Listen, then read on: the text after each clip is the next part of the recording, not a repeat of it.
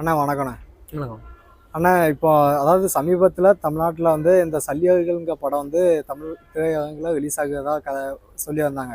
ஆனால் நேற்று வந்து பத்திரிகையாளர் நிகழ்வில் வந்து அந்த படத்துடைய இயக்குனர் வந்து தமிழ்நாட்டில் ரிலீஸ் பண்ணுறதுக்கான எந்த திரையரங்கும் முன் வராத மாதிரி ஒரு வாதத்தை சொல்லியிருந்தாங்க.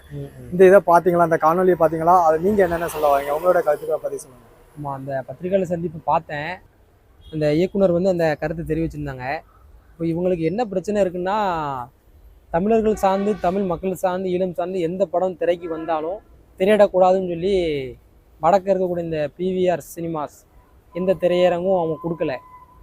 இதுக்கு முன்னாடி மேதகு படமாக இருக்கட்டும், மேதகு 2 படமாக இருக்கட்டும், இப்போ இருக்கக்கூடிய சல்லியர்கள் படமாக இருக்கட்டும், இந்த படங்கள் எல்லாமே தமிழருடைய வரலாற்று சார்ந்து உண்மையாக எடுக்கப்படுறதுனால இந்த படத்தை திரையிட மாட்டாங்க. இதே இந்த கேரளா ஸ்டோரி, இந்த கிங்டம் திரைப்படம், காந்தாரா திரைப்படம், இந்த படங்கள்லாம் எப்படி அவங்க தீர்மானிக்கிறாங்க? அப்போ வந்து எடுக்கக்கூடிய படங்கள் வந்து தமிழ்நாட்டு சார்ந்து நலன் சார்ந்து இருக்கக்கூடிய வரலாற்று படங்கள்லாம் அவங்க விட மாட்டாங்க. அப்போ வந்து தமிழர்கள் தான் அவங்களுக்கு பிரச்சனை இருக்காங்களே தவிர படங்கள் உங்களுக்கு பிரச்சனை இல்லை. ஒரு படம் ஓடுமா ஓடாதாங்கிற அவங்க தீர்மானிக்கிறாங்க? அதை வந்து மக்கள் தானே தீர்மானிக்கணும். ஒரு படம் வரவேற்பு பெறுது, வரவேற்பு பெறலை அப்படிங்கிறத திரையரங்களை விட்டதுக்கப்புறம் தான் முடிவு பண்ண முடியுமே தவிர, இந்த பிவிஆருங்கிற சினிமா வந்து எந்த திரையரங்கமும் கொடுக்கல, திரும்ப எந்த திரையரங்கும் கொடுக்கல. ஒட்டுமொத்தமாக ஒரு 27 திரைப்படங்கள்லாம் திரையரங்கம் தான் அவங்க சொல்லியிருந்தாங்க. 27 திரையரங்களை விட்டாங்கன்னா அவங்க எப்படி அந்த படம் எடுத்ததுக்கான செலவு அவங்க ஈடுகட்ட முடியும்? கிட்டத்தட்ட அடுத்து எந்த இயக்குனரும் வரலாற்று சார்ந்த படங்கள் எடுக்கக்கூடாதுங்கிறதுல இந்த பிவிஆருங்கிற வட மாநிலத்தை சேர்ந்த அவங்க வந்து ரொம்ப தெளிவாக இருக்காங்க.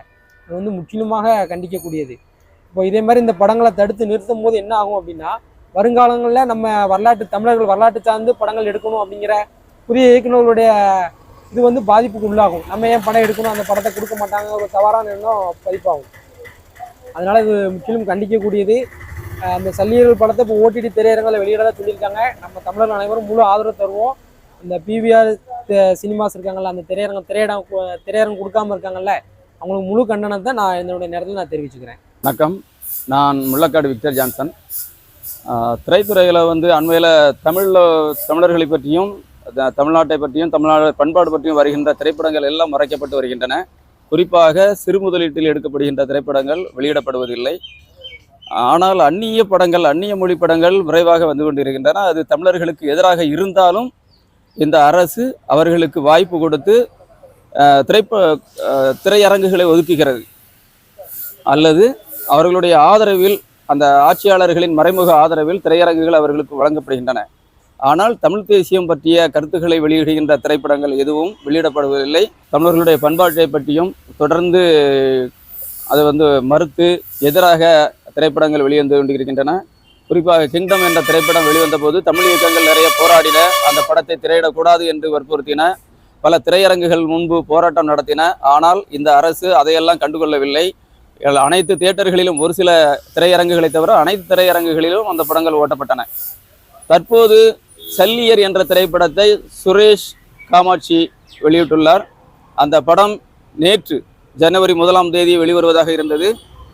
ஆனால் அவருக்கு தமிழ்நாட்டில் மொத்தமே 27 திரையரங்குகள் தான் ஒதுக்கப்பட்டிருக்கிறது. பல நிறுவனங்கள், அந்த பிவிஆர் என்ற அமைப்பு அந்த ஒதுக்குவதற்கு இந்த தமிழ் படத்திற்கு, அந்த செல்லியர் என்ற படத்திற்கு ஒதுக்குவதற்கு அது ஆதரவு தெரிவிக்கவில்லை.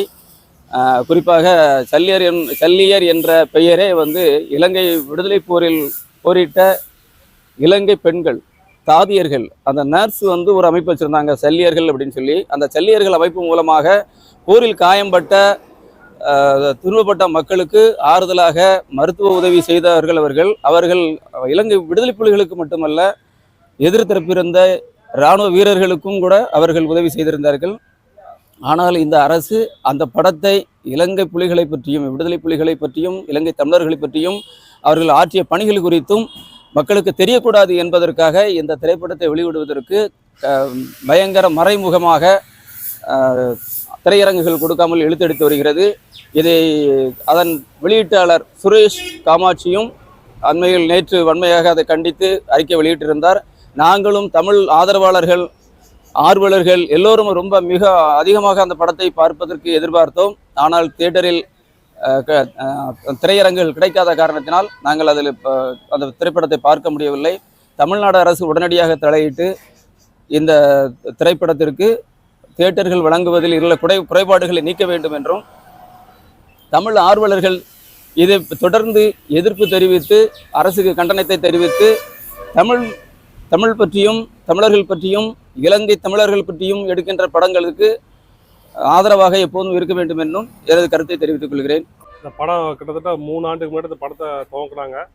ஆரம்பிக்கும் போது நமக்கு ஒரு ஆர்வமாக இருந்துச்சு. சரி, ஈழத்தை பற்றி இப்படி ஒரு படம் வருது, அதை நம்ம பார்த்துடலாம். ஏன்னா மேதகு படம் பார்த்தோம் 1, 2, அது நல்லா இருந்துச்சு. ஆனால் அப்போ அதே இயக்குனர் தான் கிட்டுங்கிறவர் இந்த படத்தை எடுக்காரு. அப்போ நமக்கு ஒரு ஆர்வம், அந்த படத்தை நல்ல மாதிரி எடுப்பார் அப்படின்னு பார்க்கலாங்கும் போது நேற்று ஜனவரி 1 2026 ஜனவரி 1 படம் இறங்கதான் இருந்துச்சு. ஆனால் இறங்கலன்னு சொல்லி சொன்னாங்க. அது என்ன காரணங்கும் போது எங்களுக்கு தெரியல. அது சம்மந்தமாக தலைமையிலேருந்து அந்த படத்தோடைய வினேஷ் சார், ப்ரொடியூசர்னு சொல்லுவாங்களா, அவங்க சொன்னது என்னென்னா, ஆளும் வர்க்கம் இந்த பணக்காரங்க டிவிஆருங்கிற ஒரு கியூப் இதெல்லாம் இறக்க விட மாட்டேங்காங்க, திரையரங்கம் தர மாட்டேங்காங்க, 27 திரையரங்கம் தான் கொடுத்துருக்காங்கன்னு சொல்லிட்டாங்க. அதனால் படம் இறங்கலை. அதனால் இது வன்மையாக கண்டிக்கக்கூடியது. இது அடுத்த கட்டத்துக்கு இந்த படத்தை ஓடிடியில் இறக்கதான் சொல்லியிருக்காங்க. நம்ம இந்த படத்துக்கு ரொம்ப ஆர்வமாக இருக்கும் பார்க்குறது. தமிழ்நாட்டில் தமிழர் ராஜ்யம்னு சொல்லுதாங்க ஸ்டாலின் அவர்கள். ஆனால் தமிழுக்கான முக்கியத்துவம் எங்கேயுமே இருக்க மாட்டேங்குது. போன வாரம் பார்த்தீங்கன்னா அரசு பேருந்தில் வெறும் அரசு பேருந்து இருக்குது, தமிழை காணும். அதே மாதிரி இந்த திரைப்படத்தை ஈழத்தில் நடக்கிற பிரச்சனைகளை இந்த படம் அழகாக சொல்லியிருக்கு. அந்த திரைப்படத்தை இறக்க விடாமல் எந்த அளவுக்கு முடக்கணுமோ முடக்குதாங்க. பிற மொழியாளர் படம் இப்போ கிங்டன் ஒரு படம் வந்துச்சு. அது எப்படின்னா ஈழத்தமிழர்களை கொச்சப்படுத்தி எடுத்த படத்தை முதல் திரைப்படமாக இறக்குறாங்க. அதே மாதிரி ஃபேமிலி மேன் ஒரு படம் வந்துச்சு. அது ஈழத்தமிழை பற்றி கொச்சப்படுத்தி எடுத்துனாங்க. அந்த படத்தை ஓடிடியில் இறக்கி பெரிய பிரபலப்படுத்தினாங்க. இந்த மாதிரி எல்லா திரைப்படங்களும் நம்ம தமிழுக்கு விரோதமான படங்களை ஃபுல்லாக அவங்க இறக்குறாங்க. தமிழுக்கு ஒரு படம் வரும்போது அதை இறக்க விட மாட்டேங்காங்க. இது முக்கியமாக இது ரொம்ப கண்டிக்கத்தக்கது. அரசாங்கம் இதே மாதிரி அதிகார போக்கில் போயிட்டு இருந்துச்சுன்னா ஒரு நாள் அகற்றப்படும். எங்களுக்கான படத்தை நாங்களே எடுத்து திரையரங்களை வரதுக்கான வாய்ப்புகள் இருக்கும். இந்த அரசாங்கத்தை வன்மையாக கண்டிக்கிறோம். ஐயா, இந்த படம் மொத்தத்தில் நம்ம எடுத்துக்கிட்டா இந்த தமிழ் திரையுலகத்தில் இது ஈழத்தமிழர்களுக்காக எடுக்கப்பட்ட படம். அடுத்து தமிழ் இனத்துக்காக எடுக்கப்பட்ட படம். இதை தடை பண்ணுவதற்காகவே இந்த அரசு திட்டமிட்டு செயல்படுகிறது. அதே மாதிரி முன்னால் பிரபாகரன் ஒரு படத்தை தயாரித்தாங்க. அவர் நம்ம தலைவர், ஈழத்தமிழர்கள் தலைவர். அந்த படத்தையும் தடை செய்யப்பட்டதாக நம்ம இதை அறிகிறோம். முன்னால் நம்ம இந்த அறிகிறோம், தடை செய்யப்பட்டதை அறிகிறோம். அதாவது இது குறுகிய கால இந்த மாதத்தில் ஜனவரியில் 1 இது திரைப்படம் திரையிடுவதாக இருந்துச்சு. ஆனால் இந்த திராவிட மாடல் அரசு இதை திரையிடாமல் திரையரங்குகளில் எல்லா படங்களும் இருக்குது, அதனால் இதை திரையிட முடியாது அப்படின்னு ஒரு கால முடிவில் கொண்டு வந்திருக்காங்க. அதை இது பார்க்கும்போது என்ன நினைக்கோம்னா, நம்ம இந்த அரசு தமிழ் இனத்துக்காக ஒரு அழிக்கப்படுகிறது. தமிழ் இனம் அப்படி சொல்லப்போனால் தமிழ் இனம் அந்த வரலாறு பூரா மறைக்க நினைக்கிறது இந்த அரசு. நம்ம தமிழ் இனம் தமிழ்நாட்டு ஓட்டு வேணும், ஆனால் அவங்க நினைவு பூரா மறைக்கணும். அதுதான் இந்த திராவிட மாடல் அரசின் சாதனையாக இன்னைக்கு இருக்கிறது. அதே மாதிரி இன்னைக்கு அரசு போக்குவரத்து கழகம்னு பேரை வச்சுருந்தாங்க. அது தமிழ்நாடு அரசு போக்குவரத்து கழகம் வச்சா இவங்களுக்கு ரொம்ப தமிழ் இழிவாக பேசுகிறாங்க. அடுத்து நம்ம இந்த திருச்செந்தூரில் குடமுழுக்கு தமிழில் நம்ம ஓதணும் அப்படின்னு குடமுழுக்கு நடத்த வேண்டும் நம்ம நினைக்கும். ஆனால் இந்த திராவிட மாடலை ஆட்சி தெலுங்கு பேசக்கூடிய பிராமணர்களை வைத்து இன்னைக்கு ஓதுகிறார்கள். அதாவது தமிழ்நாட்டின் மதுபானம் தமிழ்நாட்டின் மதுபானம் தான் கல், ஆனால் இதை இறக்கக்கூடாது அப்படின்னு ஒரு தடையை கொண்டு வராங்க இன்னைக்கு.